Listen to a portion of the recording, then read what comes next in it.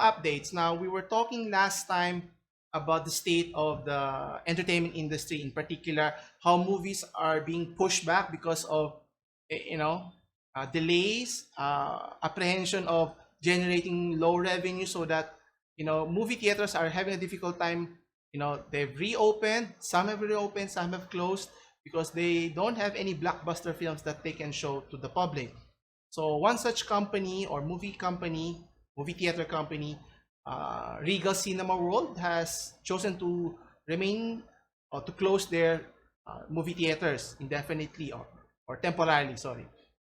On the other hand, AMC, which has a partnership with Universal Studios, continues to operate their theaters with their partnership. So they're trying to find ways to entice their moviegoers to watch movies on a movie theater. In the case like AMC, they're offering a private theater rental for as little as $99 or $100, or a little as much as 5,000. Now, will it be enough to entice you as a moviegoer, or in my case, to visit it? Now, obviously, their concept here is to encourage people of the same group, meaning people you know, so you'll be much more comfortable to visit or watch a movie. But question, what type of movies can you watch here? Anyway, so let's see this one. Okay, so what their goal here is, it will allow groups of 20 people to watch a film on a big screen without having to share an auditorium with strangers, which is, I think that's a good strategy here. But the question is, what are you going to offer in terms of movies here? Is it the latest films, or is it really old films, right? So what they plan here is to offer starting prices at $99 plus tax, as mentioned. Now, obviously, cinema goers are wary of attending because of, no good films that you can watch and so forth. And one of the concerns that AMC is now encountering is they're telling their investors that they could run out of cash by end of the year, which is another reason why they're pushing different strategies to encourage customers or moviegoers to use their facilities here. So what they're planning here is, let's take a look here. So they're offering to reshow older films on request, so it depends on availability.